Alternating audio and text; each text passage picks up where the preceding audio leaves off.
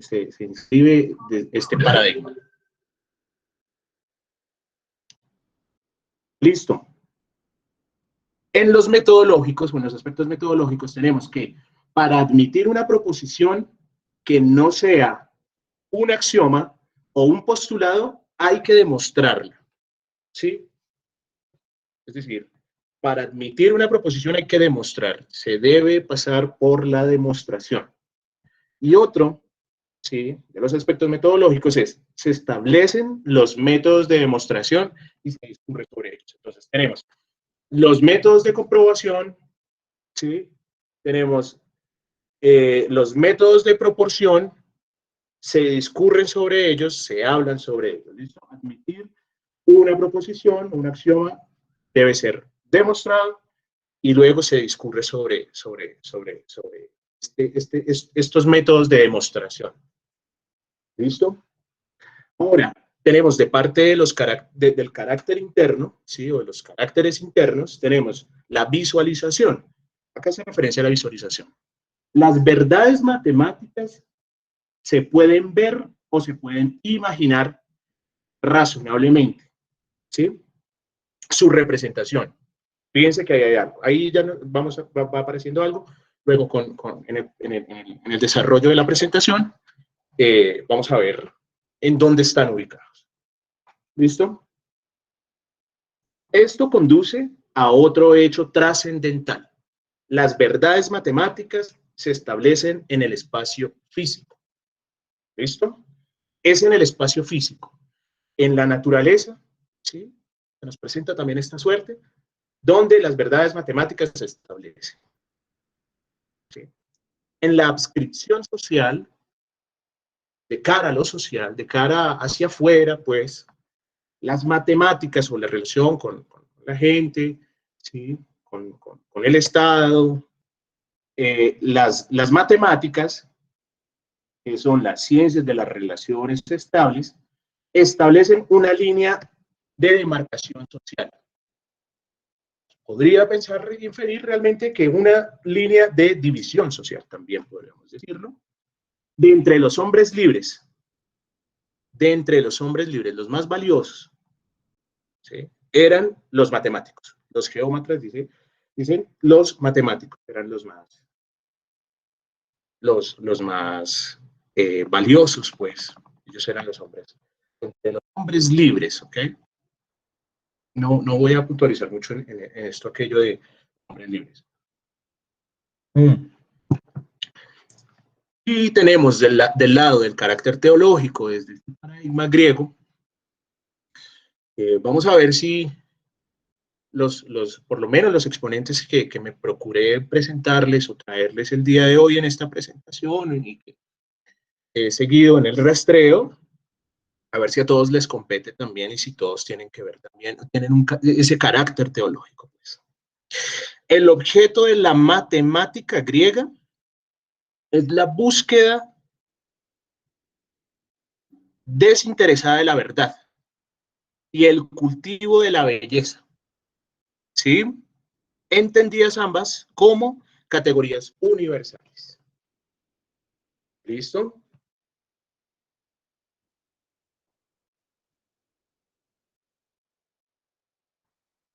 Esto me da pie, bueno, y esto nos da paso, me da paso para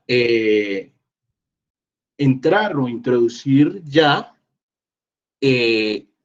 o introducirnos más bien, introducirnos en los pitagóricos y su interpretación de la naturaleza. Sí, es aquí donde aparecen, donde creo yo, pues, y me parece importante poderlos, pues, por lo menos mostrar algo frente a esto. Los pitagóricos y la interpretación de la naturaleza. La interpretación de la naturaleza física era matemática, ya que los números son la esencia de todas las cosas. Los pitagóricos afirmaban que la clave para la interpretación de la naturaleza física era la matemática, ya que los números son la esencia de las cosas. Frente a esto, citaré algo que decía Aristóteles. Los así llamados pitagóricos, habiéndose aplicado a las matemáticas, fueron los primeros en hacerlas progresar. Y nutridos de ellas, creyeron que su principio fuera el de todas las cosas, ¿sí? Las matemáticas. Ya que los números, por naturaleza, son los primeros en ellas. Y les pareció observar en los números semejanzas con los seres y con los fenómenos, mucho más que el fuego o que en la tierra o que en el agua. Es lo que decía Aristóteles. Ahí nos vamos como introduciéndonos pues, en qué lugar, si, por así llamarlo, tendríamos a los pitagóricos dentro del paradigma griego de la matemática o por lo menos de la concepción de lo real de la naturaleza. Esto nos conduce a una cuestión irremediable, a mi parecer, y esta es, ¿qué tan reales son los números? Es decir, ¿qué tan reales podrían llegar a ser los números para ellos?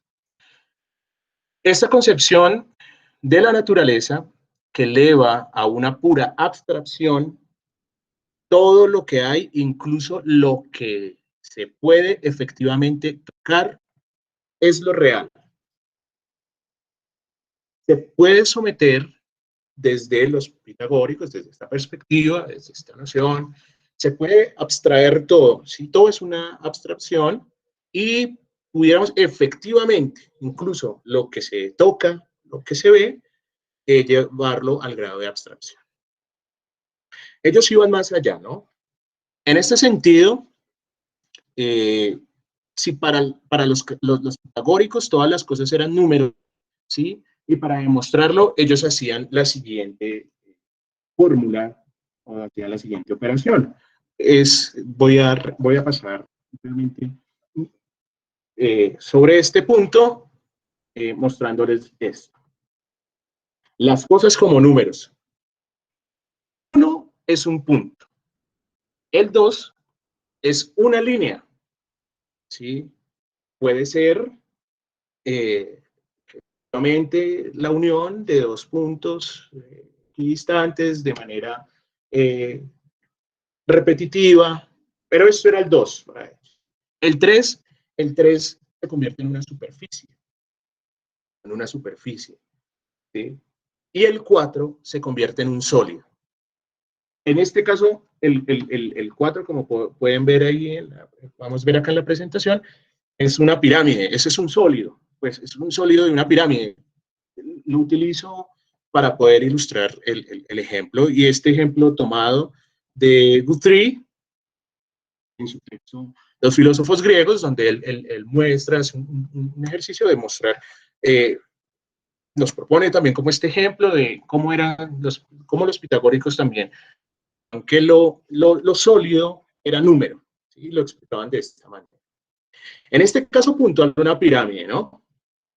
De esta suerte tenemos cuerpos sólidos engendrados por números, sin importar, pues, que la pirámide en este caso sea de madera, o sea de piedra, de cualquier otro pues, material, por así decirlo.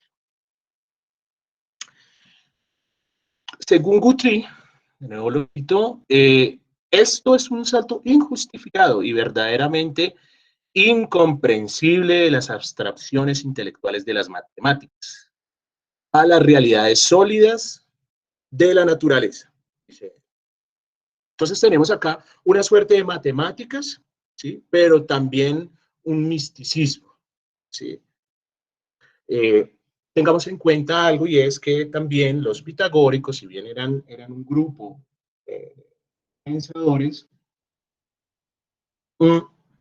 también eran llamados, bueno, actual, pues, se les fue confiriendo el término también de secta, ¿no?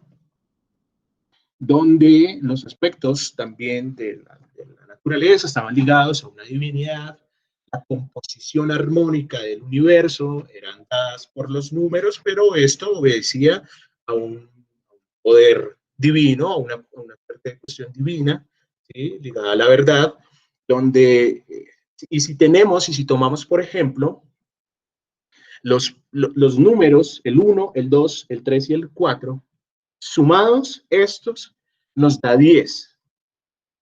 Hagamos el ejercicio, sí, nos da 10. Y el 10, para Pitágoras, los pitagóricos, era un número de, que denotaba perfección, denotaba belleza, era una armonía.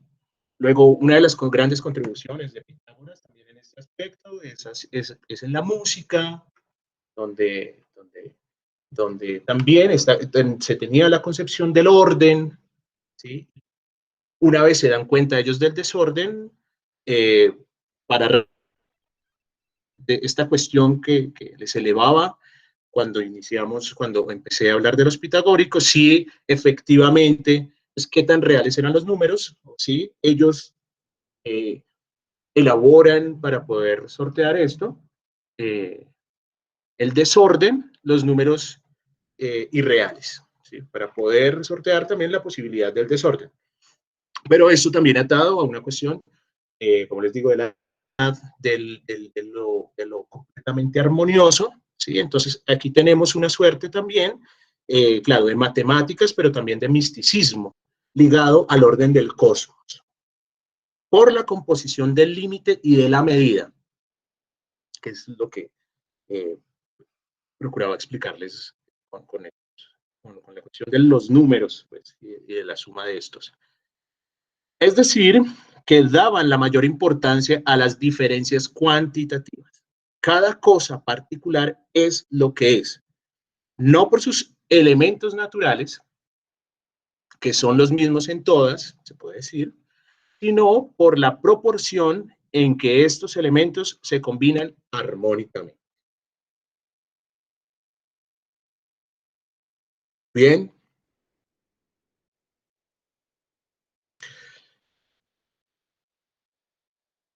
Nos dirigimos entonces aquí a plantearnos, como les decía, es un paso pues un tanto rápido también por las cuestiones del tiempo y hasta donde he podido también realmente pues avanzar, ¿vale? Bueno, pues, hablaremos entonces aquí, ahora, esto me da paso justamente a partir de las reflexiones pitagóricas, eh, a poner en el terreno pues o en el escenario a Platón. Tenemos a Platón aquí, de Platón a Aristóteles, y tenemos que para Platón fueron justamente las reflexiones matemáticas pitagóricas de donde partieron sus planteamientos sobre, primero, la existencia de los principios morales absolutos y la posibilidad de conocimiento científico. Heráclito hace una, una resistencia frente a esto y él decía pues que esa, el conocimiento científico, el poder someter las cosas a las ideas, es algo de Platón, eh, era un puro delirio, pues, una quimera, utilizando términos eh, pues, que vayan acorde a la época. Eso lo decía, pues Heráclito pensaba que eso era una quimera realmente, un delirio. Platón apasionadamente, pues en ambas cosas. ¿Cuáles? En los principios morales y en la posibilidad del conocimiento científico, ¿sí? En las ideas. ¿Listo? Y puesto que para él era impensable una solución escéptica, hizo la otra cosa que quedaba como única posible. Y él sostuvo que los objetos de conocimiento, las cosas que pueden ser identificadas, existen, que sí existen, pero no pueden ser identificadas con nada del mundo perceptible, decía Platón. O sea, sí existen, pero no pueden ser eh, captadas, pues, o pueden ser percibidas, o más bien, percibidas sí, pero no podrían ser identificadas con nada del mundo perceptible. Entonces, para él existen el mundo ideal fuera del espacio y del tiempo. Para Platón, los números y las figuras son entidades ideales, inteligibles, son eternas, son inmutables, son independientes y separadas de los seres naturales. ¿A qué parece esta cuestión? ¿No? También miramos acá la cuestión de lo natural, ¿sí? De la naturaleza. Los objetos de conocimiento, las cosas que pueden ser identificadas, existen, pero no pueden ser identificadas con nada del mundo perceptible. Existen en el mundo ideal, fuera del espacio y del tiempo. Sí. Al revisar pues, el lugar de Platón en su noción de las matemáticas como vía de explicación de la realidad, y siguiendo a Russell, hay que lamentar, dice él, ¿no? Una interpretación o cómo fue también, digamos, de una cierta suerte desestimadas pues estas contribuciones, ¿no? Dice Russell, lo bastante sutiles para comprender las teorías de Platón. La crítica tanto al que, como también lo decía Russell, el que se dedique a estudiar, por lo menos a pensar la matemática y la filosofía, debe pasar por estas cuestiones o esta noción de Platón, por lo menos. Convirtiendo los serios estudios de en una misteriosa elaboración numérica, convirtiéndolo en una aberración que desgraciadamente no es tan infrecuente como sería de desear. Eso es bastante común, dice Russell. Claro está que hay que dejar, que no hay, pues, digamos que no hay que dejar de lado lo que yo también mirar como la dimensión cosmológica también y sagrada adquirida por los categóricos, que fue adquirida por Platón de los categóricos también. No me voy a detener mucho en eso. Una identificación de los mundos de Platón, el mundo sensible. ¿Sí? Una definición de los mundos de Platón. Una es el mundo sensible y el mundo inteligible. ¿Sí? La separación de la realidad que hace el filósofo es que lo que se conoce con el nombre de dualismo ontológico, es decir, existe en la realidad, es decir, en ese sentido, existe en la realidad dos dimensiones diferentes, que son el mundo sensible o de los sentidos, pues, y el mundo inteligible, que es el mundo de la razón, el mundo de las ideas. Hace una distinción ahí ya Platón, que luego Aristóteles va a entrar a controvertir también, o ya miraremos. Vale. En relación con esto, se encuentra su dualismo antropológico. Y es, ¿por qué también introduzco también este aspecto? Porque Platón también, en Platón también se puede ver un ser humano, ¿sí? Que está dividido en cuerpo, ¿sí? Que pertenece al mundo de los sensibles, el cuerpo, y el alma, ¿sí? Que pertenece al mundo de lo inteligible, el mundo de las ideas, luego esto también del acercamiento a la verdad, es del orden de las ideas. La concepción platónica de la matemática como pensamiento discursivo, instrumento de tránsito de lo sensible a lo inteligible. Y una de las alegorías que trabaja Platón en la República, donde él se esfuerza, digamos, por mostrar esta cuestión de la matemática y la relación con las ideas, separado del mundo sensible, es el mito de la caverna. El mito de la caverna. Bueno, lo voy a mencionar así rápidamente, donde los esclavos están sometidos o ven, ¿sí? Pero lo que ven, que ellos creen que es la realidad, pero no lo real. Él dice, sí, rápidamente, con esta alegoría, y es que al salir de la cueva, ¿sí? Se conoce la realidad. Es decir, al salir de la cueva, al salir, hacer ese pasaje, se conoce. Incluso se es libre.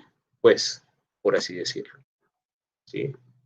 Entonces, tampoco me voy a detener mucho sobre el mito de la caverna. Esto nos llevaría, pero lo quiero poner ahí también, mostrar.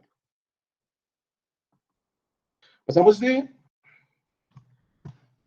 Platón, pasamos a Aristóteles y la naturaleza. Fíjense que en Platón tenemos las ideas, ¿no? El mundo de las ideas, la razón. Y en Aristóteles vamos a encontrar esto de la naturaleza. Las cosas están hechas en función de su naturaleza, puesto que nada se lo impide y porque son para algo. Para Aristóteles, la realidad natural, filosóficamente hablando, es opuesta a la realidad ideal de Platón. Platón, en este caso específico, dado que en las realidades ideales el principio y causa del movimiento será externo a sí mismo. Dice Aristóteles. Esto ocurre con todas las realidades hechas y pensadas por el hombre. Fíjense en esto. Eso ocurre con todas esas ideas hechas y pensadas por el hombre. Sin embargo, las realidades naturales, ¿sí?, el principio y causa del movimiento será intrínseco. Todo lo que podemos llegar a conocer primero tiene que pasar o ser sometido a la percepción y a nuestros sentidos, ¿sí?, a lo que pueden llegar a captar nuestros sentidos. En este caso, Aristóteles está, pues digamos, concebía que la realidad se nos presenta como, primero, como sustancias que están sometidas a un movimiento, ¿sí?, al movimiento de las materias. Ya más adelante vamos a ver también por qué presentó esto.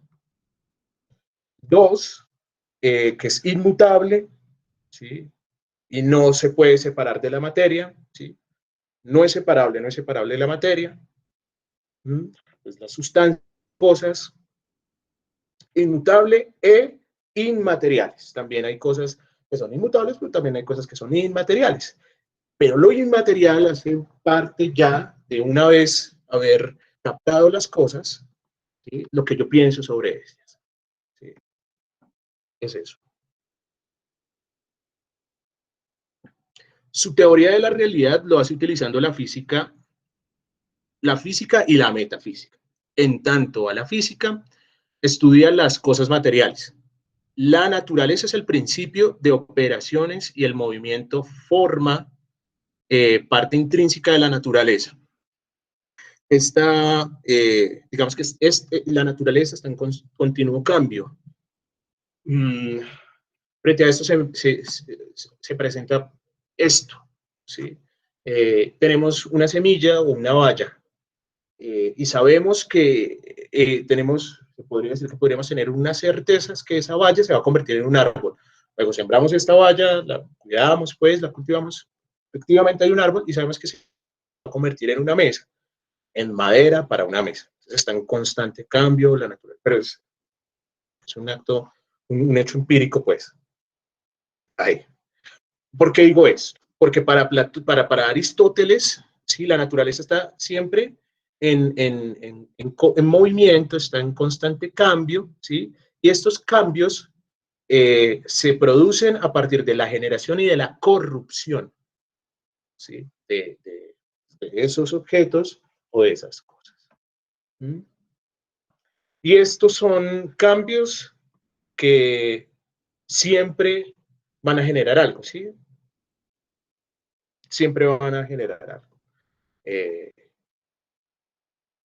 bueno,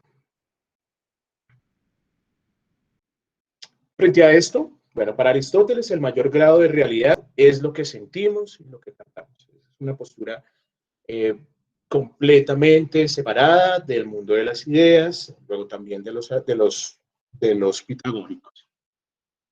Nada hay en el intelecto, que no haya pasado antes por los sentidos. Bueno, ahí yo presento y les muestro ahí como algo, como la vez en que se pudiera explicar de una manera un tanto precaria, pero bueno. Tenemos el objeto, luego tenemos el conocimiento, ¿sí? Conocer, el tocar, o el ver la manzana, o el tocarla, por el probarla, pues, para poder discernir entre lo que nos puede proveer el sentido del gusto y demás. Y después de eso, si viene el acto de pensar, que es el conocimiento. Ahí están los dibujitos. Disculparán. Tenemos aquí entonces que para Aristóteles la sustancia, ¿sí? Que cambia la sustancia, bueno, la sustancia siempre va a permanecer en tanto materia, ¿sí? Y él decía, y él también pensaba que los seres vivos están presentes en dos coprincipios. Los seres vivos estamos o nos presentamos en la naturaleza con dos coprincipios, la materia y la forma. ¿Listo?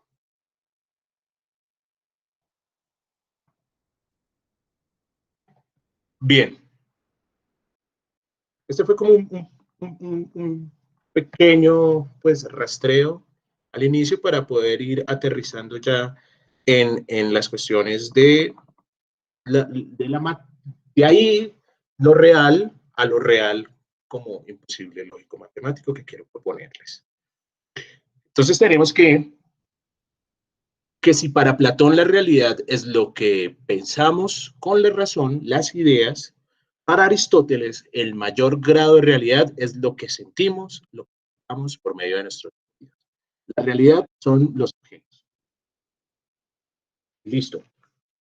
Quiero acentuar acá, ya para entrar en materia, pues, quiero acentuar pues, un concepto, y el concepto de la lógica, un concepto que tomo de su PIS, de su PES, el cual dice, bueno, con el estudio de la lógica se persigue llegar a ser precisos y cuidadosos. La lógica tiene un lenguaje exacto, pero aunque así sea, vamos a intentar construir un vocabulario para este lenguaje preciso utilizando el lenguaje cotidiano, ¿sí? Algunas veces un tanto confuso. Discúlpenme. Es necesario redactar un conjunto de reglas que sean perfectamente claras y definidas y que estén libres de las vaguedades que pueden hallarse en nuestro lenguaje.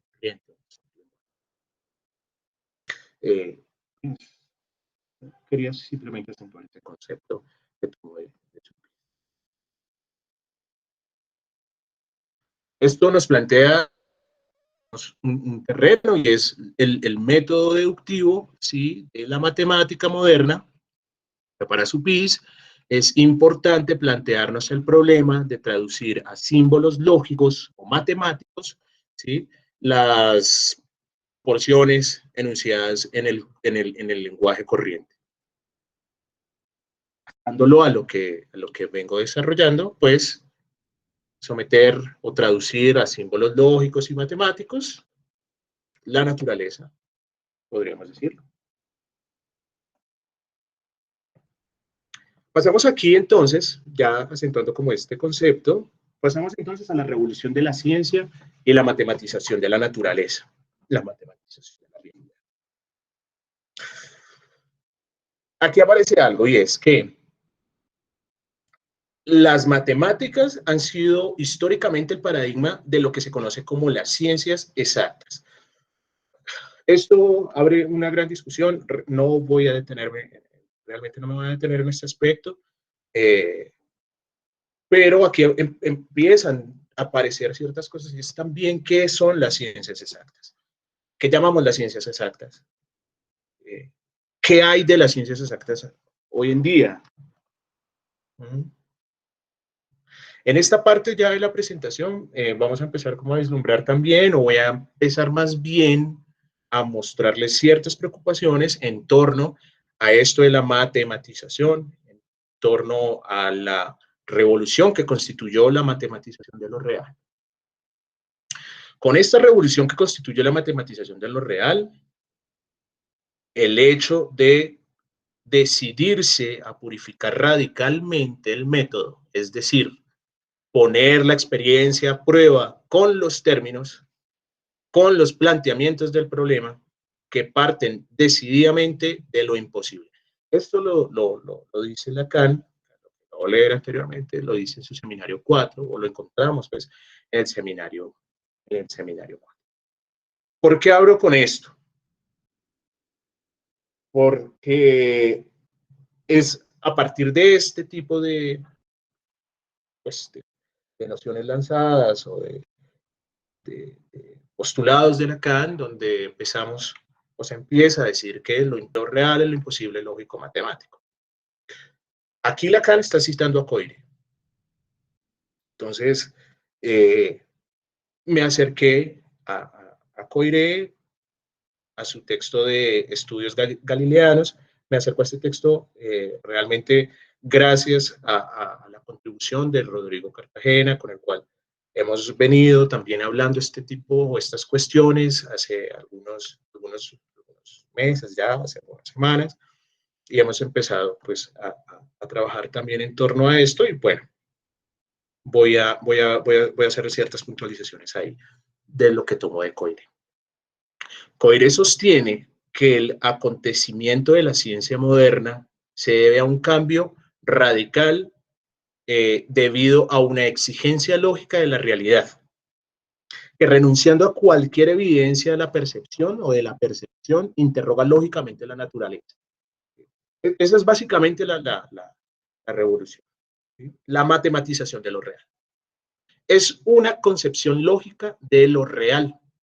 Coire lo piensa como un pasaje de lo real como lo posible fenoménico a una concepción de lo real estructurado lógicamente en función de lo imposible, ¿sí? Que sería igual la exigencia lógica. Y dice Coire en su texto Estudios Galileanos, como lo refería hace un momento, dice él, y viene hablando de Galileo, ¿no? Y dice, curiosa andadura del pensamiento.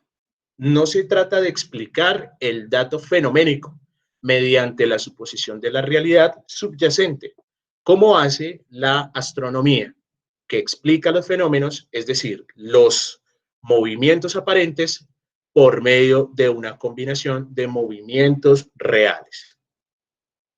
Ni tampoco de analizar el dato en sus elementos simples para luego reconstruirlo, ¿sí? Que sería el método resolutivo y compositivo, al cual sin razón, a nuestro parecer, sigue diciendo Coire, algunos reducen la novedad del método galileano.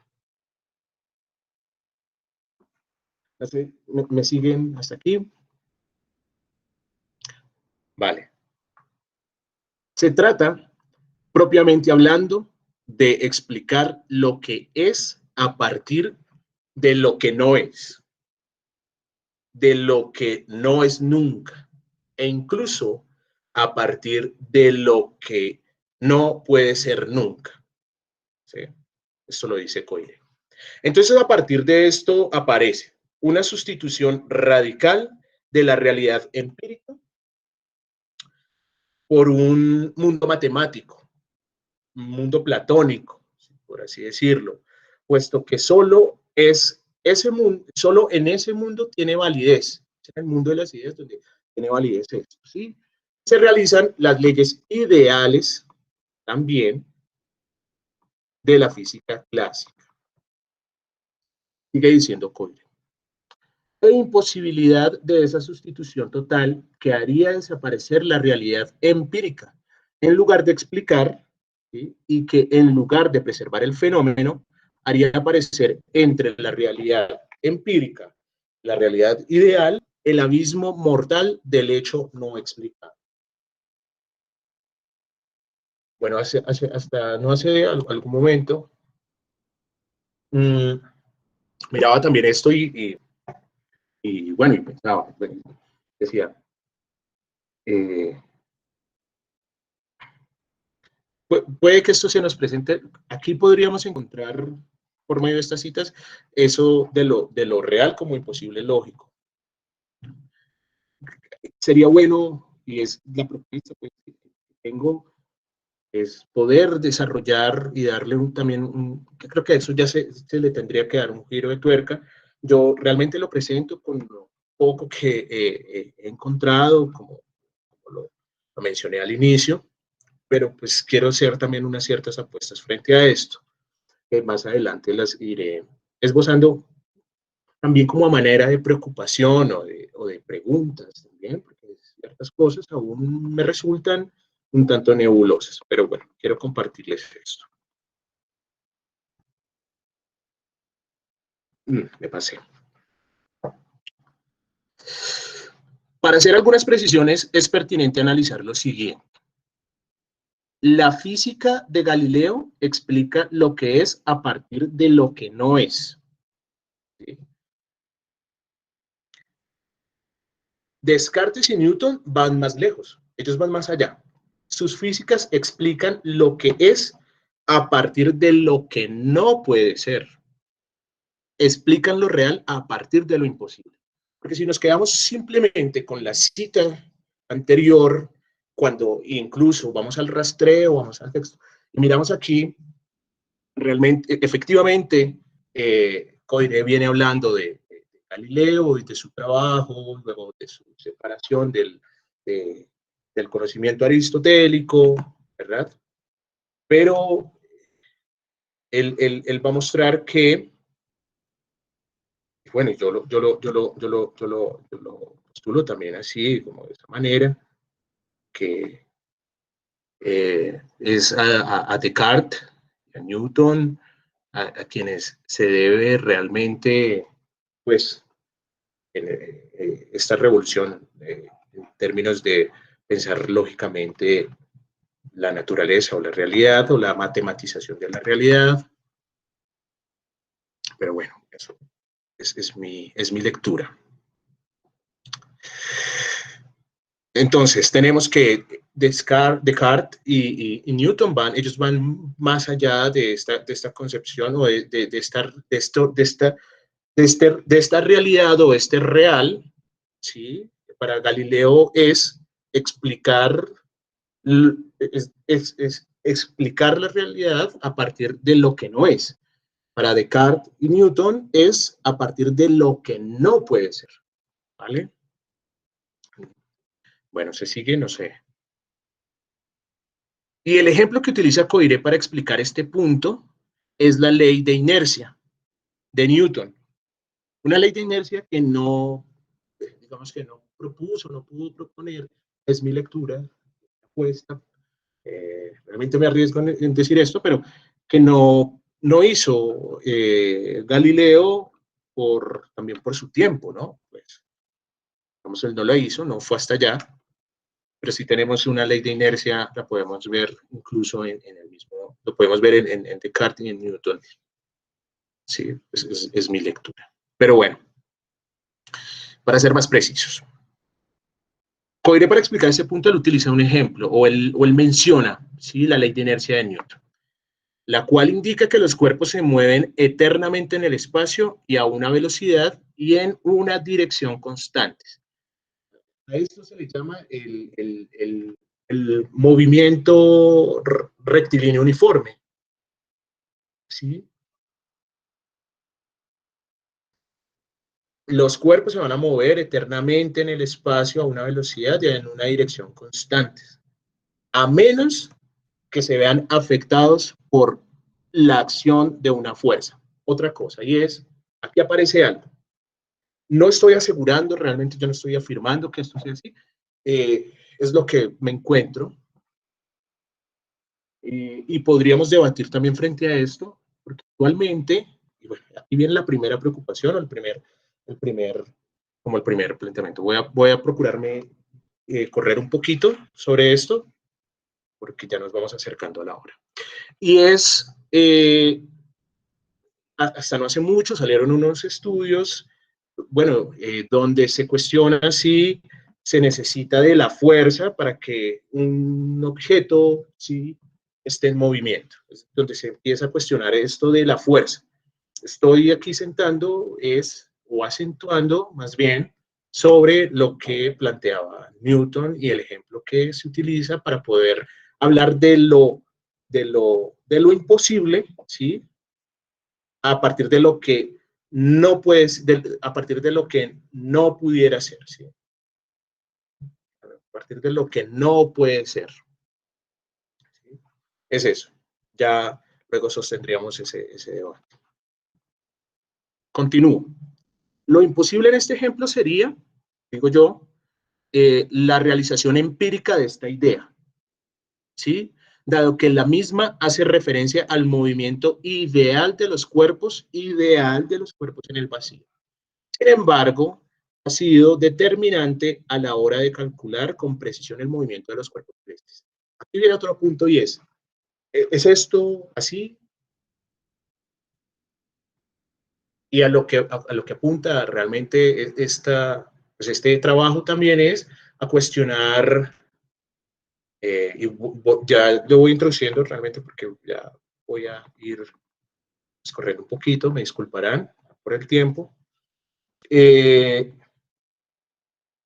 sobre las cosas también que estamos afirmando desde las ciencias.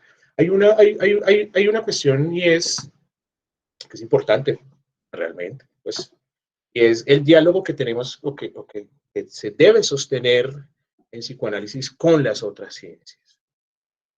Con las otras ciencias. Y se trabaja mucho, se ve mucho en Apola, un trabajo o una preocupación por plantearnos desde la matemática, desde la física, pero, pero realmente estamos sosteniendo esos debates, estamos sosteniendo esos diálogos. ¿Sí?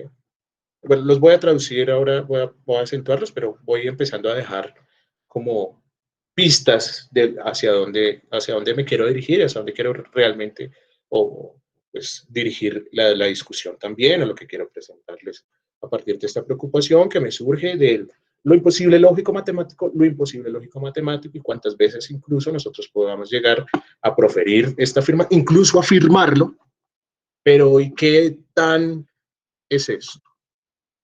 Y en el debate o en el diálogo con el matemático, con el físico, para, pues, para irnos a este punto, ¿sí? O a este caso puntual, bueno, de dónde nosotros también estamos sacando eso, de dónde también puede venir esto, y si ellos, al día de hoy, estudiando la matemática, hoy la física, hoy, pues, qué tan de acuerdo o en desacuerdo también están, ¿no? Que creo que también esa es la cuestión también del debate, del diálogo.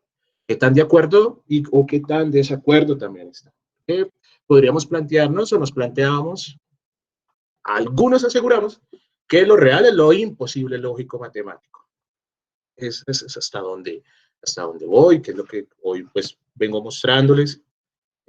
Más adelante, y es mi preocupación seguir trabajando en torno a ello, a medida que vayan saliendo más cosas, irlas compartiendo, claro que sí, pero ¿y a hoy qué?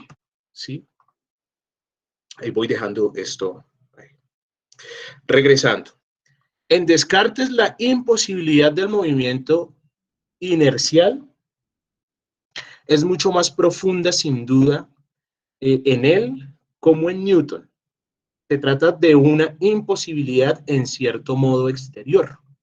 Un cuerpo no puede o no se puede mover en línea recta porque los otros, ¿sí? Los otros cuerpos los rodean.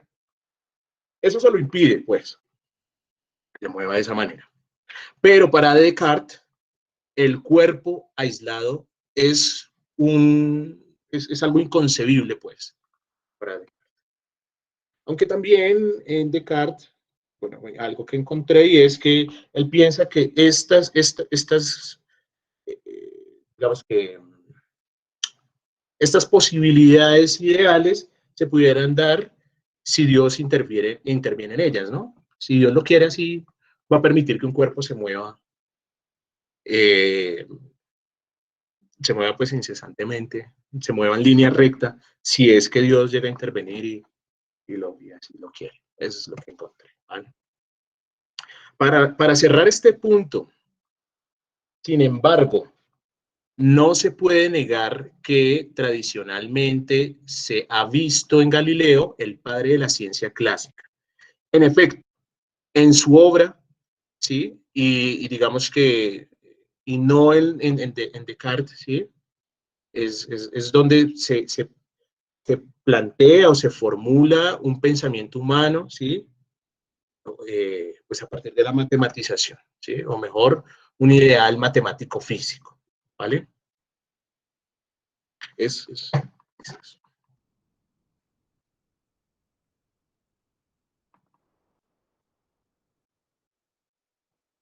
Bien, eso nos lleva a, ya acentuando también otro concepto, otro punto, nos lleva al real como imposible lógico matemático en Lacan. O es hacia dónde llevo esto. Voy a repetir una cita que leí anteriormente. Por emplear una vez un término, dice Lacan, de Coiré, con esa revolución que constituye la matematización de lo real, el hecho de decidirse a purificar radicalmente el método, es decir, poner la experiencia a prueba con los términos, con los planteamientos del problema que parten decididamente de lo imposible. ¿Significa acaso esto? Es una de las preguntas que ha suscitado también algunos debates al interior también de Apola Bogotá, ¿no? Y es, ¿significa acaso esto que si no sabemos matemáticas no vamos a poder entender el real de Lacan? ¿Vale? Es una discusión que incluso se ha tejido al interior de, de Apola Bogotá, sobre todo la he sostenido mucho con mi colega John Jiménez. Pues precisamente Lacan, siguiendo a Platón en la clase 12 de su seminario de la lógica del fantasma, dice, ¿no? Decía, aquí no entra nadie que no sepa geometría, sí, era lo que se profería, el siguiendo que se decía pues, en tiempos platónicos. Mostrando así, a mi parecer, la importancia que tenían para él, es decir, para Lacan, las matemáticas, así como para Platón la geometría, tal como se mostró brevemente pues anterior. O sea, antes, disculpen. Lo anterior deja aún sin resolver la pregunta anterior. Bueno, deja sin resolver esta pregunta. ¿Sí? Y en este sentido apostaré, ¿sí? Por inferir, esa es una apuesta, algo que hago, por inferir que al psicoanalista desde esta perspectiva le ocupa por lo menos un conocimiento matemático que le permita separarse de la comprobación empírica, por lo menos de ese modelo, de su ejercicio, toda vez que este conocimiento de las matemáticas, por así decirlo, le plantea una concepción de lo real alejado del sustancialismo, alejado de la sustancia, la carne, ¿sí? No se trata, pues, de matematizar todo el psicoanálisis, dice Lacan, sino, aquí lo cito, comenzar a aislar en él un mínimo matematizable.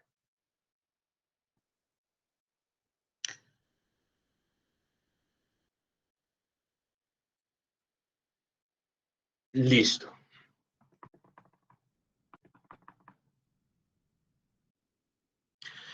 Voy a ir cerrando con algunas citas y ya doy Estoy paso a algo. Entonces, entiéndase que en primer lugar hay que separar de cualquier pretendida intuición de lo real la formulación de las fórmulas sometidas a la hipótesis. Renunciar, por ejemplo, a una evidencia como la que los cuerpos más pesados, dice Lacan, como que los cuerpos más pesados caen más deprisa.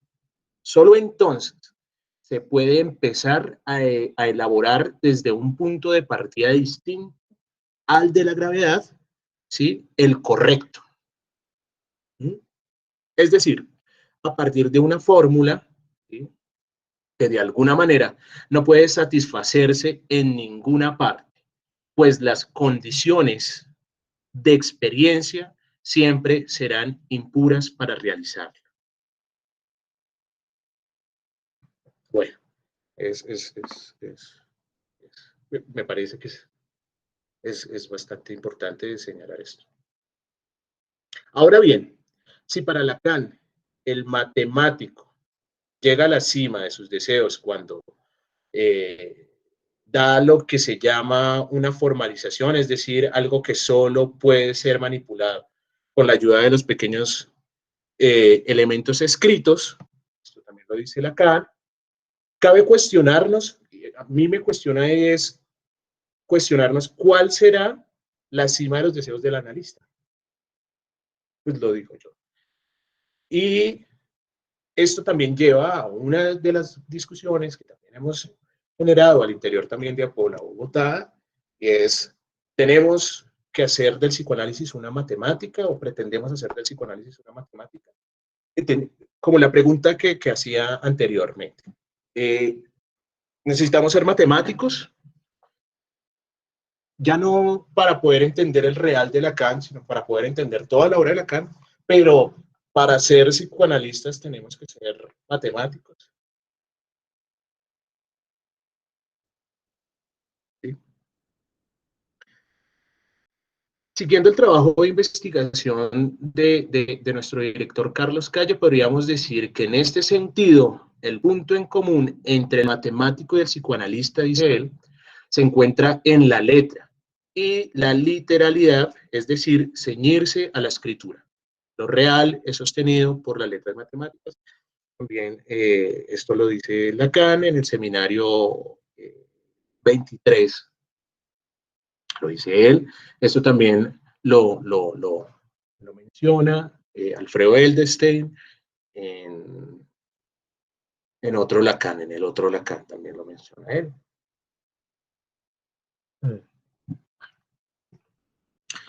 Bueno, para ir cerrando. Voy a cerrar con dos aspectos y genero la pregunta. El hecho de que quizás se escriba siempre sobre una hoja de papel y que no haya necesidad de reemplazarla por cubos, eso no ha vacilado aún.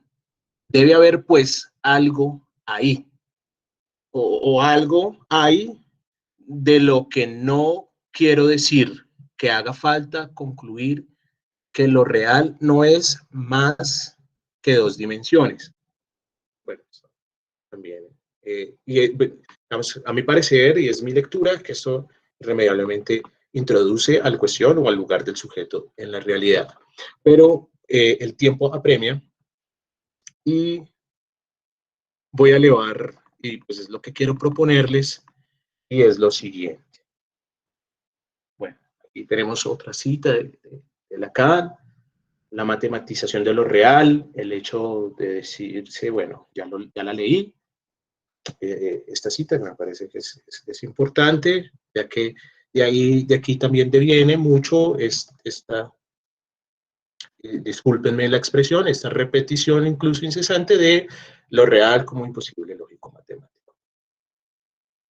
Esto a mi parecer nos conduce a unos, a mí me llevan a preguntarme ciertas cosas o generarme ciertas dudas, ¿cierto? Y es, primero uno, ¿estamos realmente como psicoanalistas, como estudiosos de la obra de Lacan por lo menos que tratamos de sostener este psicoanálisis, por lo menos estamos en Apola, pues, y adherimos en ciertas cuestiones, por así decirlo.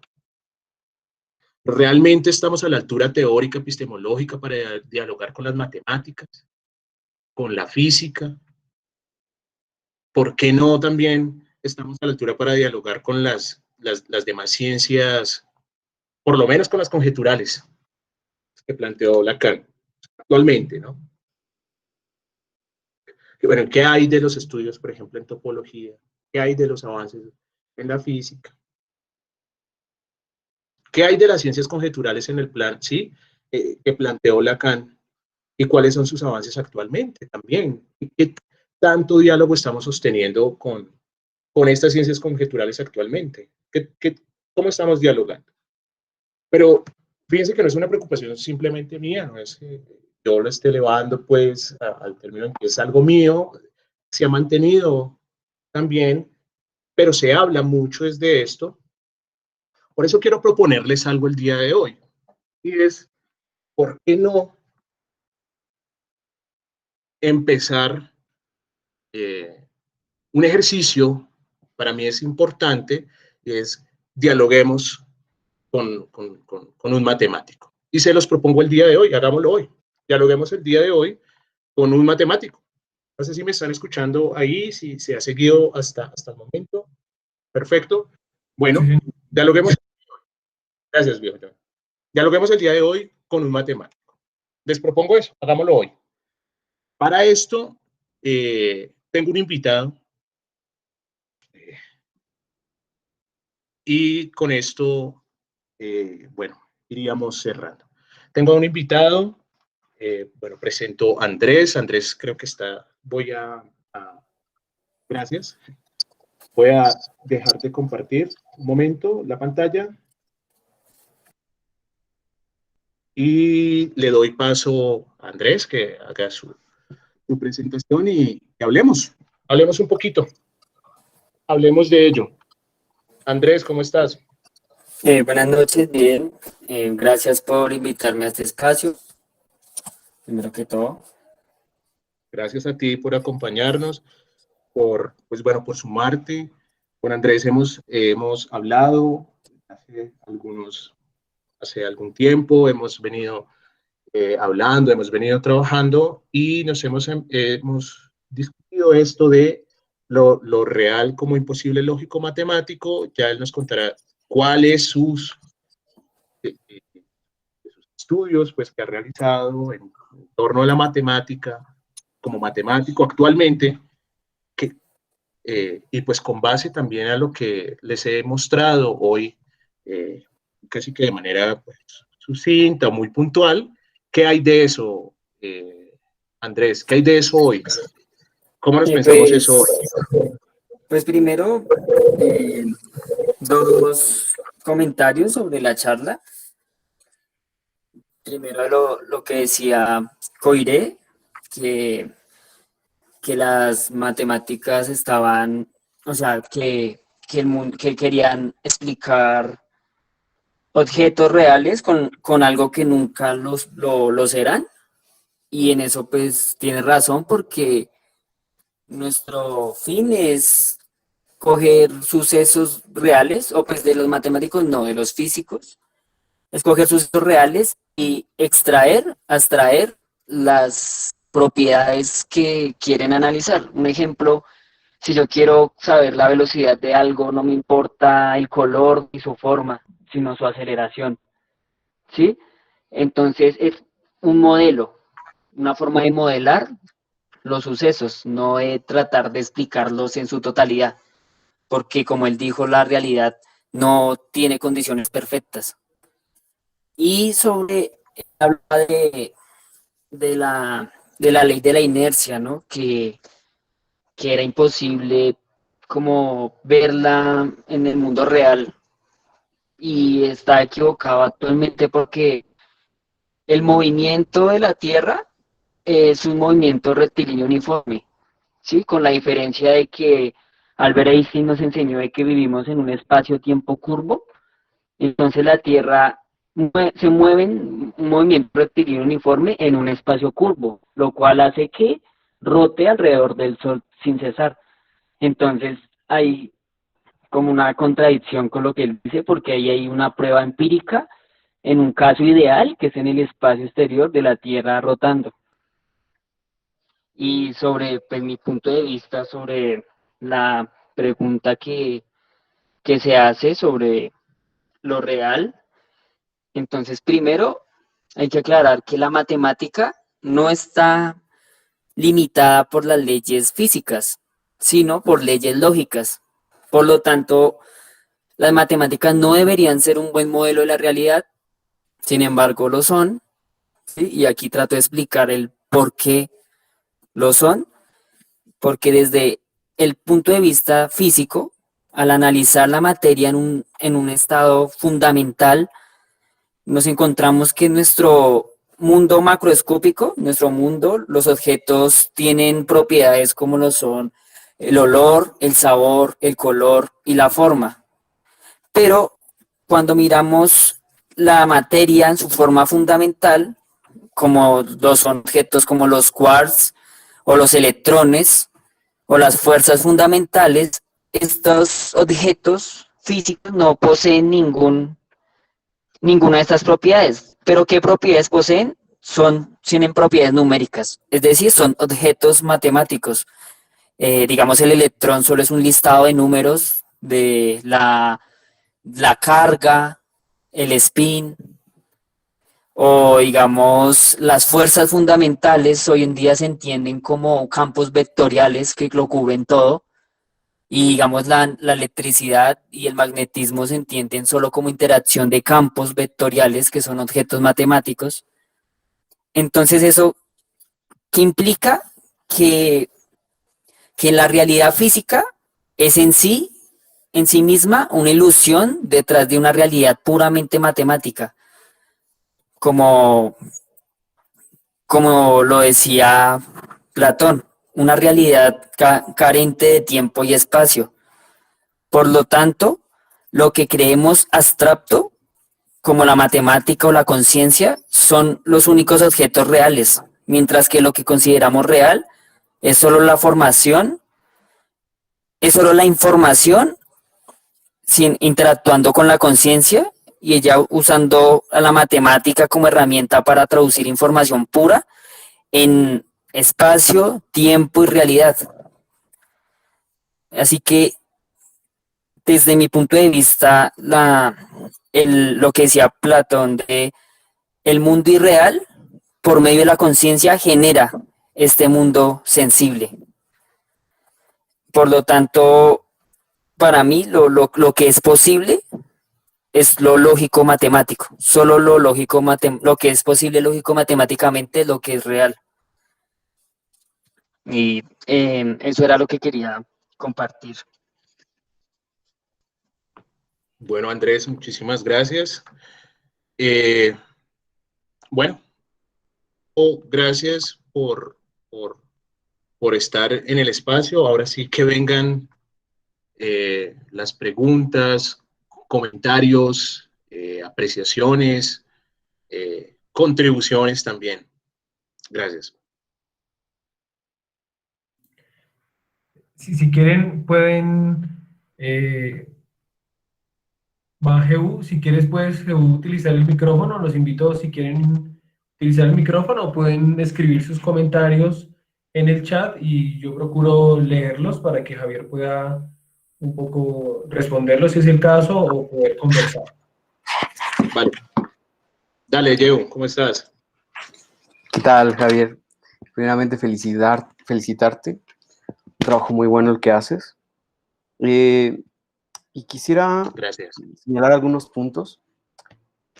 Sobre todo esto que señalas, que yo concuerdo, sobre la insistencia de hablar de lo real como lo imposible lógico-matemático, lejos de pensarlo en términos de que esté bien o esté mal hacerlo, sino esta insistencia, una de las preguntas sería, ¿crees tú que incluso podamos caer en esta parte de la doxografía, aunque estemos hablando de algo abstracto? Es decir, sabes que uno de los planteamientos que se pueden hacer es que no porque se hable de algo formal, quiere decir que se está en el paradigma o quiere decir que se está trabajando de manera formal.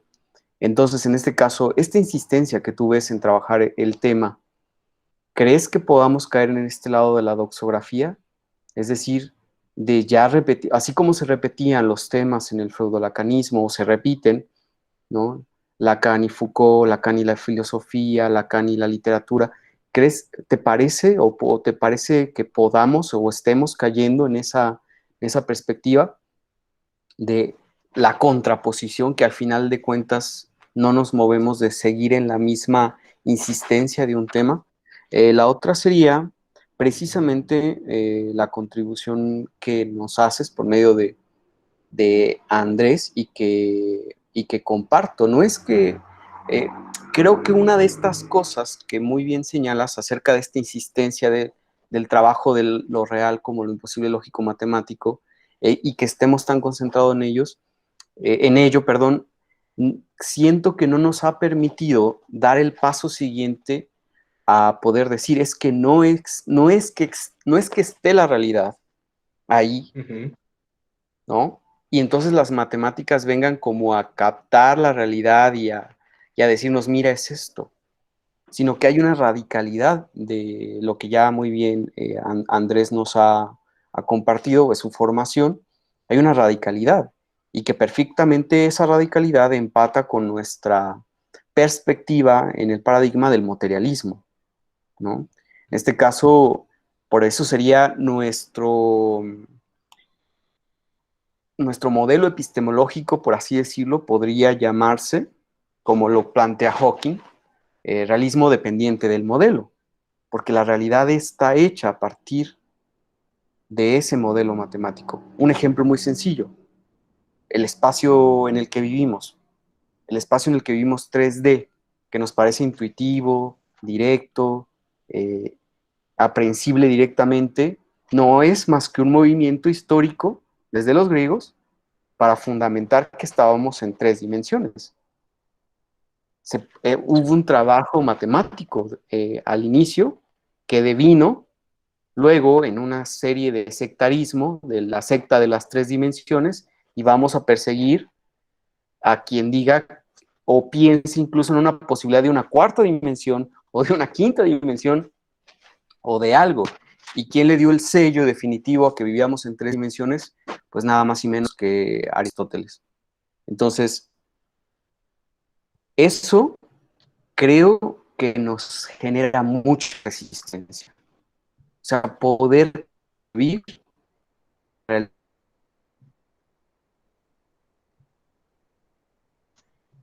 realidad. No existe esa realidad que es, y yo voy a ella o yo que esa es la importancia y la urgencia de por encima de la física. El modelo, la física es un muy buen modelo orientativo, pero que está en el núcleo, por así decirlo, son las matemáticas, por esa condición, porque si no, erramos al percibir o al confiar en lo que percibimos, y más si venimos de un modelo epistemológico de Freud y de Miller, que son abiertamente, ya sé que tenemos discusión interna también en Bogotá, pero son abiertamente empíricas e ingenuas. Es un empirismo ingenuo, empirismo ideológico, ¿no? Incluso Napola mismo, hay compañeros que dicen, bueno, es que la experiencia sirve, ¿no? Porque se cree todavía, aunque tácitamente, que está la realidad ahí, ¿no? Y que el modelo teórico simplemente es como el lenguaje. Está la realidad ahí y el lenguaje viene, ¿no? Y como herramienta lo toma. Me parece que no, y me parece que es muy importante porque empata esta perspectiva de que la realidad es matematizada, no hay más, y empata con nosotros en la perspectiva de que en psicoanálisis tenemos que plantear un materialismo, que es el movimiento maestro que hizo Eldenstein con el Big Bang del lenguaje. Sería eso, Javier, gracias. Bueno, Yeu, muchísimas gracias a ti. Bueno, primero, también digamos que esta presentación o también como este recorrido, este primer acercamiento también ha sido gracias a tu colaboración también, a tus apoyos, tal como lo refería al inicio, ¿sí? También de los compañeros de Argentina. Bueno, frente al primer punto, ¿sí?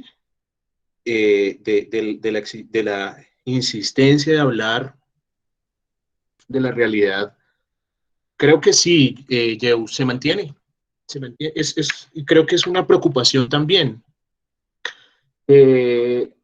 Apela, y esto me va a dar paso al segundo punto que planteas, Yeu, y es que apela al también repetir, tenemos que conversar, tenemos que dialogar, tenemos que, pero desafortunadamente, pues es mi lectura también, que se conversa es con la matemática o con los matemáticos que ya escribieron, ¿sí? Con la cita, que es importante, pero digamos, ese es el diálogo.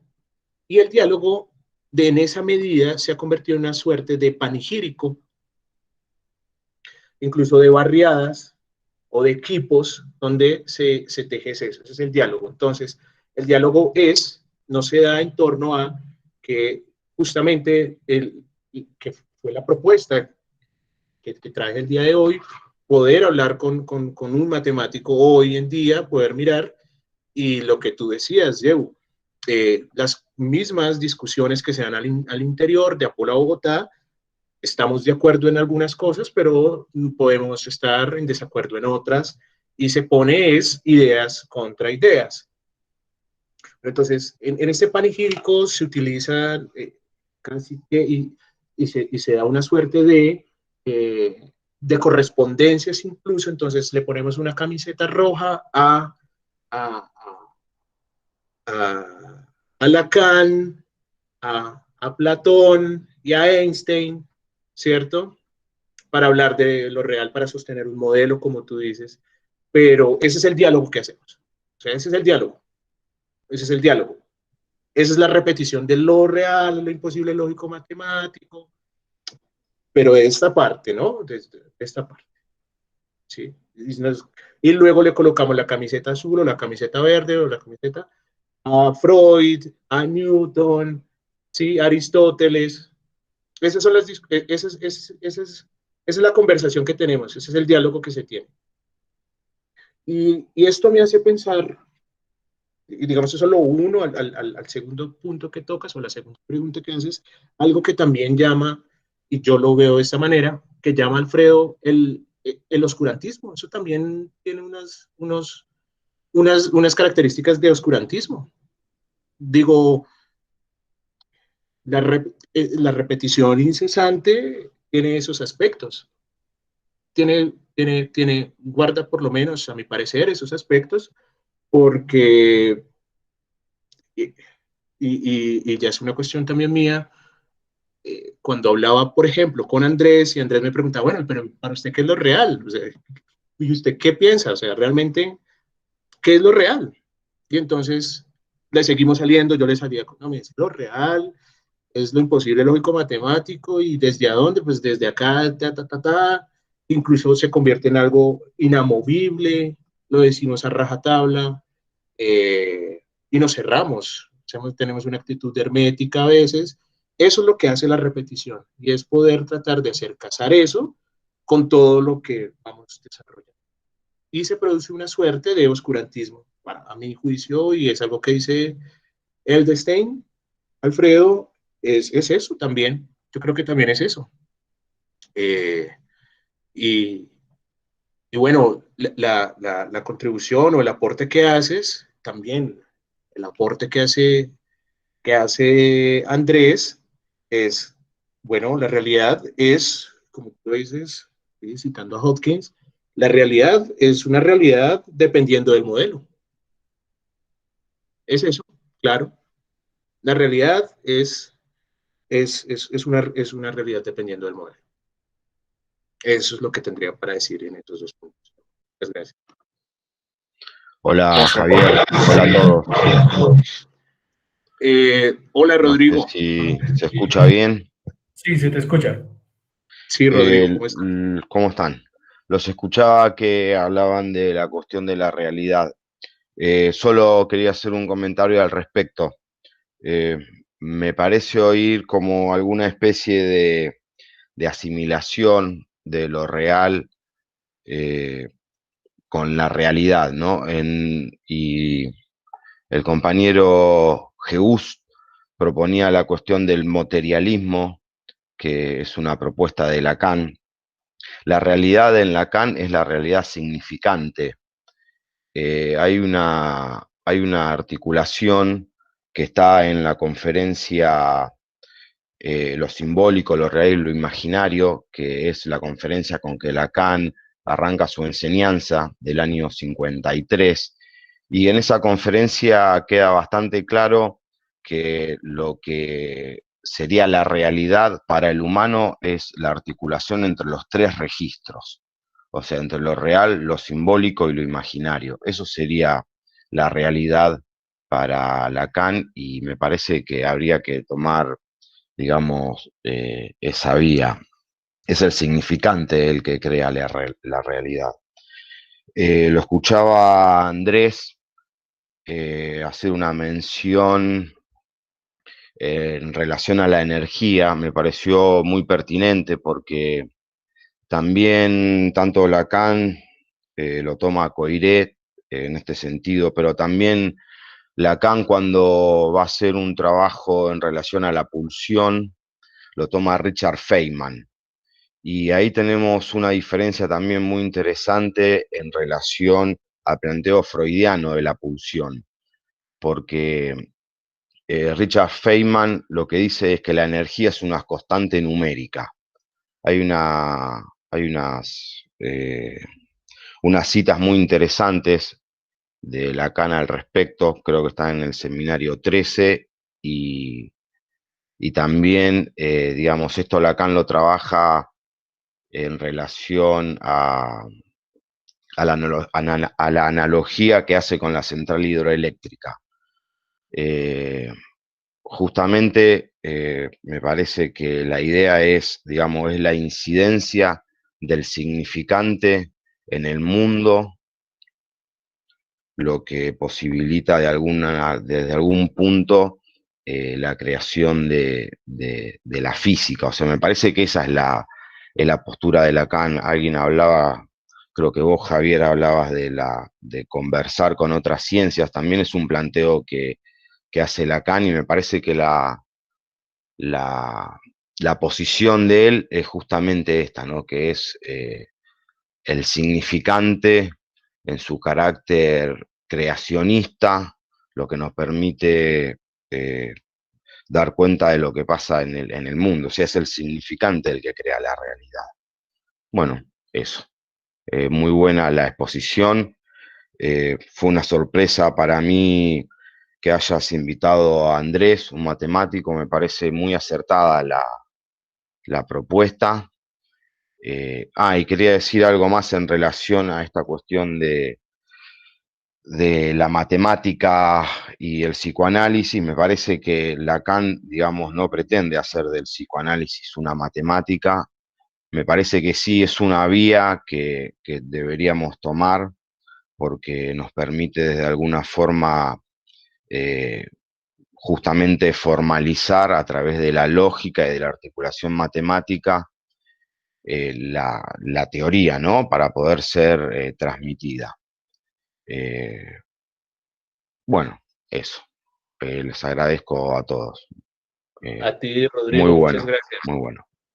Gracias a ti, Rodrigo, también por tus aportes, el tiempo que también has tenido para reunirte conmigo y discutir este tipo de cosas. Y bueno, muy precisa la intervención también que haces. Muchas gracias. Bueno, un gusto y sí, son cuestiones que están abiertas y que hay que continuar investigando y hay que continuar charlando. Gracias. Vale. Juliana, ¿vas a participar? Dale. Hola, buenas noches. ¿Me escuchan bien ahí o con mucha bulla de fondo? Ahí te escuchamos perfecto. Está bien, Bueno. Juliana. Bueno, pues primero agradecerle mucho a Javier por la presentación. Realmente me parece que es un trabajo muy bueno el que está llevando a cabo y el que nos está presentando, y además de que es muy pertinente para el trabajo que estamos haciendo en Apola, Bogotá. Y bueno, tengo una pregunta y la quisiera dirigir. Yo no sé si está todavía el invitado, Andrés. Yo no sé Sí, si sí, está. aquí está. Ah, bueno. Tengo entendido que ustedes han sostenido diálogos acerca de lo real en Lacan. Y mi pregunta es, bueno, hay algo que menciona Alfredo y es que lo real de Lacan viene siendo un aporte hacia la ciencia.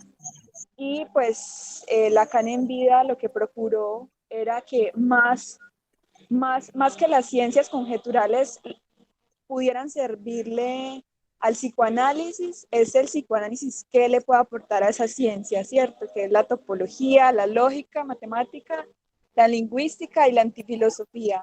Y pues mi pregunta es a Andrés, y yo quisiera saber si lo real de Lacan, eh, ¿cómo en este momento, cómo lo verías tú desde las matemáticas? Si realmente es un aporte, si podría llegar a serlo. Bueno, es más que eso. O si aún nos falta seguir trabajándole a eso para que en realidad pueda ser un aporte a las matemáticas y a las otras ciencias. Sería eso, gracias. Pues me parece muy interesante ver cómo poder matematizar un área como el psicoanálisis, pero desde mi punto de vista no se va a poder hacer en su totalidad, porque pues yo creo que la vida, o sea, la conciencia es lo único que está fuera del modelo. Por lo tanto, el mismo modelo no lo va a poder explicar en su totalidad, porque la conciencia es la que al traducir la información pura con matemáticas crea el mundo real. Entonces creo que no se va a poder explicar con este modelo, pero sí puede ayudar a, a marcar un camino para seguir profundizando. Entonces sí me parece muy pertinente que haya un diálogo entre las ciencias exactas y el psicoanálisis para poder profundizar más en el entendimiento, aunque no pienso que la matemática no va a llegar al fondo del asunto por lo mismo que acabo de decir.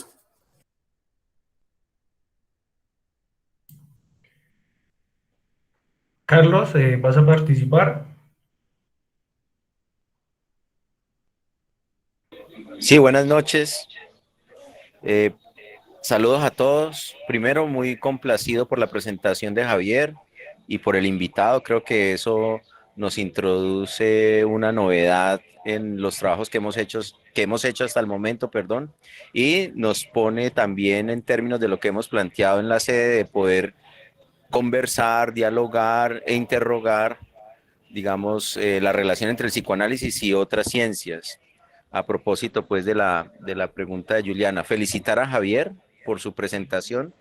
Yo tengo una especie de preguntas, dos para Andrés, una para Javier.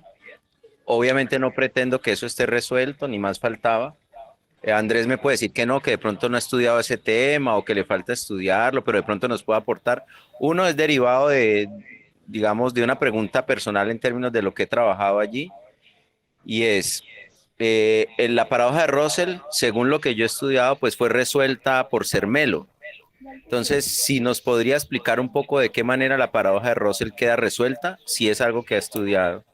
Pues porque puede haberlo estudiado, pero no puede ser a quemarropa, ¿no? Entonces entiendo que puede decir, no, no lo he estudiado y no pretendo corcharlo de ninguna manera. Pero si, digamos, podría aportarnos algo a eso, a esa cuestión, sería bacano. Y lo otro es que dentro de la perspectiva de lo lógico matemático hay algo que se refiere a la escritura y a escribir de manera correcta, a escribir de manera correcta. Digamos, en el trabajo de la praxis psicoanalítico, es muy importante poder escribir bien, digamos, el texto. Pero ese escribir bien puede sonar un poco como lo decía Yeo, es decir, algo que se transmite y se dice, pero puede terminar siendo un significante que no dice nada. Entonces mi pregunta, la segunda para Andrés es, ¿de qué manera en matemáticas se escribe bien y eso cómo nos puede, digamos, aportar para el psicoanálisis? Javier me va a decir que por qué no le pregunto a él y me faltaba, hay una para Javier también. Vale. Entonces Perfecto. la pregunta, Javier, es, ¿cómo dimensionas? O sea, discúlpame, pero te quiero volver a felicitar. O sea, estoy emocionada de la Gracias. presentación tuya. Y la pregunta que hago, yo sé que no está resuelta, pero me gustaría escuchar de tu perspectiva, de qué manera la perspectiva lógica matemática, digamos, está en vías de un nuevo psicoanálisis. Es decir, eso de qué manera implica un nuevo psicoanálisis. Eran Vale. esas. Muchas gracias. Gracias a ti, Carlos. Dale, Andrés. Listo. Con respecto a la primera pregunta, Cantor, con su teoría de conjuntos, logró hacer una teoría que unificaba toda la matemática. Es decir, todo, ¿cuál es la palabra? Toda proposición matemática, o sea, toda verdad matemática puede deducirse de los axiomas de la teoría de conjuntos. Incluso uno puede construir los números, construir toda la matemática partiendo de la teoría de conjuntos. Entonces, con la revolución de Cantor, unificó a las matemáticas en una sola teoría. Pero Russell demostró que habían paradojas en la teoría de conjuntos. Digamos, un ejemplo, hay algo que es el cardinal, que es el número de miembros que hay en un conjunto. Entonces él propone el conjunto de todos los conjuntos, ¿sí? Entonces, si yo hago un conjunto que contuviera este mismo, ese también sería un conjunto, entonces estaría contenido en sí mismo. Por lo tanto, el cardinal de un conjunto sería mayor al cardinal del conjunto donde está contenido. No sé si me hago entender. O sea, hay algo más grande contenido en algo más pequeño.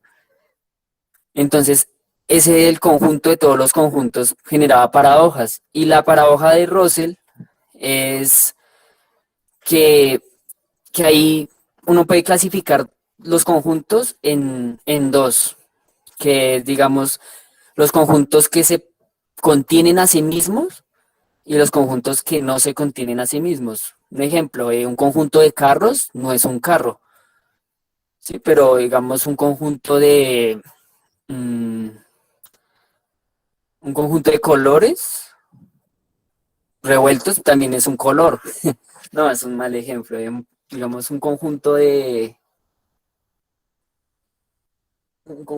conjuntos es un conjunto en sí mismo. O sea, hay conjuntos que pertenecen a sí mismos y conjuntos que no. Entonces Russell propone el conjunto de los X, tales que X no pertenece a sí mismo. Entonces, si el conjunto no pertenece a sí mismo, entonces está entre los que pertenecen a sí mismos. Pero si pertenece a sí mismo, entonces se contradice porque es el conjunto de lo que no pertenece a sí mismo.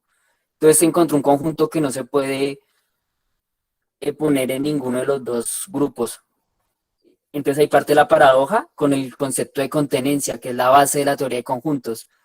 Por lo tanto, este error lógico tambaleó toda la teoría matemática y lo tuvieron que corregir con un concepto que es el de las familias de conjuntos. O sea, que digamos el conjunto de todos los conjuntos o cosas así muy grandes ya no se consideran un conjunto, sino más bien una familia.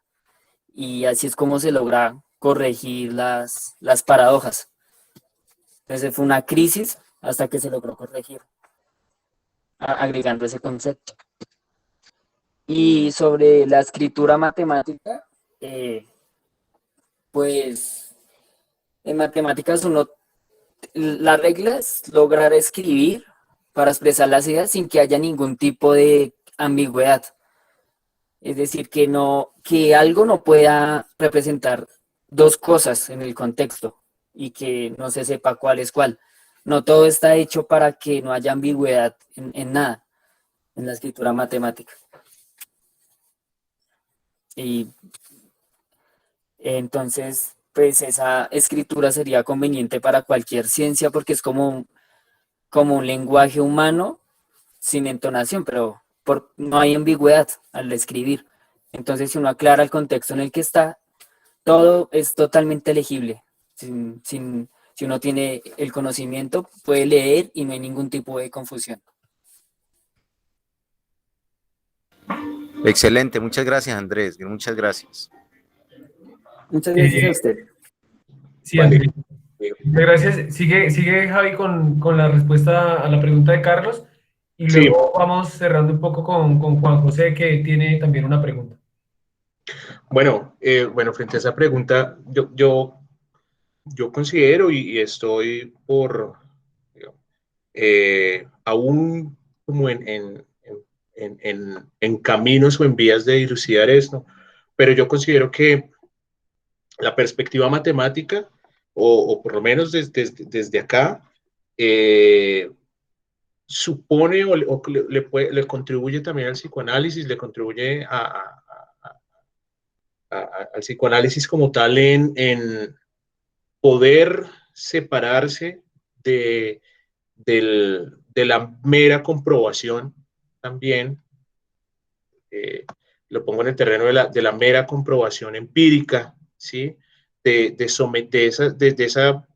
poder someterse a ese tipo de ejercicios, pero también al poder, creo que la matematización también lleva a poder comprender de una forma en el psicoanálisis sin la intención, como lo decía también Rodrigo, y lo mencionaba, que era lo que decía Lacan, sin pretender hacer una matemática del psicoanálisis o matematizar todo el psicoanálisis, pero sí, digamos que sí comenzara, como el mismo Lacan decía, a aislar en él, en el psicoanálisis, lo matematizable. Y pienso yo que esto podría ser en la concepción o en el concepto del sujeto. ¿Sí? También.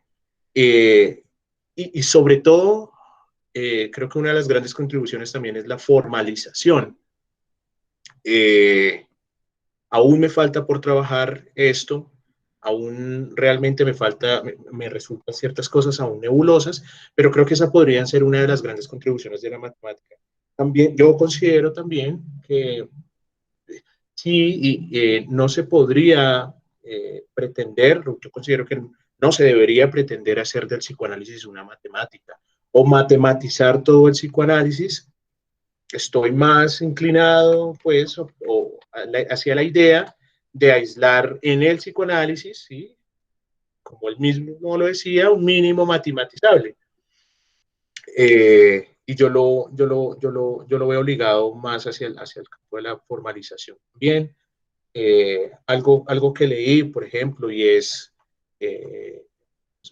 uno en la concepción o el lugar del sujeto en el psicoanálisis, como lo hemos discutido bastante, que no tiene que ser la concepción de el paciente llega al consultorio o llega al diván, o es que necesitamos el cuerpo del sujeto para que realmente ahí se produzca algo, sino realmente, y pienso yo que lo imposible a la hora también de la formalización están, a pesar de la escritura, a propósito de la pregunta que hacías de la escritura, hay algo que queda ahí, que es imposible también poder escribir. Entonces creo que en ese aspecto la matematización o la matemática desde esta perspectiva es un gran, pues es una contribución al psicoanálisis. No obstante, es algo que aún estoy estudiando, estoy ahí ahí vamos, estoy en la marcha. Vale, Juan, ¿tienes? Hola, ¿qué tal, Javier, John, todos? Bueno, primero no quería dejar pasar de felicitarte, Javier, por el desarrollo, por la presentación. Me pareció excelente y sobre todo la invitación de, como decía, bueno, hoy traer aquí un dialogante desde la matemática directamente, porque es verdad que conversamos con las citas de los que están muertos, podemos decir, lo que ya se ha escrito, lo que ya se ha hecho. Así que si bien tiene valor esto, me parece que a los fines de la actualización de eso tenemos muy poco. Así que bueno, un gran paso para el hombre. Mira, me parece que todo el trabajo insiste en trabajar el polo de lo imposible lógico, es decir, de la formalización máxima de lo que no puede escribirse, ¿verdad? En relación al otro polo, podemos decir que hay que ver cómo lo podemos ligar, que es el que más se trabaja, inclusive dentro del lacanismo, que es lo que no puede decirse, que también tiene una raíz en los planteos de Lacan entre la imposibilidad del deseo y la palabra. Como dice, en un momento la verdad no puede decirse toda, es decir, hay algo del no todo que lo relaciona a lo imposible de decirse, y usa la palabra imposible y de decirse. Habría que ver cómo esto se liga o no se liga, digamos, con este otro polo, que es el imposible de escribirse, que es el que más estamos apuntando en toda la corriente de Apola, en el trabajo de Alfredo, y es lo que se deja de lado cuando se va a lo imposible de decirse, que también pienso que está en Lacan y que habría que investigar todo esto. Hay un parrafito que quería traer, no para desarrollarlo, por supuesto, sino para traerlo como pensamiento, como enigma, en el sentido, cómo ligar lo imposible lógico, en todo caso, a la cuestión del inconsciente, que en un momento Lacan lo dice real. Entonces traigo el parrafito, nada más que esto para dejarlo como constancia, para abrirlo para otro momento. En el prefacio de la edición inglesa de mayo de 1976, poco después que termina el seminario de Joyce, escribe este prefacio y dice en un momento bastante complicado, esto dice: observemos que el psicoanálisis, estamos en 1976, digamos, el ultimísimo, no sé, el último debe ser. Dice, observemos que el psicoanálisis, desde que existe, ha cambiado. Inventado por un solitario, teórico indiscutible del inconsciente, que no es lo que se cree. Yo digo, el inconsciente, es decir, real, solo si se me cree, esta frase me parece bastante interesante, se practica ahora en pareja. Seamos exactos, el solitario ha dado de ello el ejemplo. La cuestión traía esto para pensar cómo pensar este inconsciente que acá dice real. Nada más. Gracias, ¿no? No, gracias a ti, Juan. Muchísimas gracias por el punto que dejas también ahí para seguirnos pensando eso y para seguirlo trabajando. Dale. Bueno, creo que no hay más preguntas, entonces agradecerle a Javier Salazar, a Andrés, por sus apreciaciones. Esperamos poderlo tener más seguido por esos lados. Gracias a los que participaron, a Juan José, a Rodrigo, a Carlos, a Juliana, y bueno, a todos los que nos acompañaron. Esperamos puedan estar con nosotros más seguido, entonces queda agradecerles y bueno, nos vemos en la próxima. Muchísimas gracias a todos. Estén muy bien. Gracias, Andrés. Y a Muchas todos. gracias a todos. Hasta luego. Un gran abrazo, que estén muy bien. Chao. Gracias. Hasta luego. Gracias. Placer.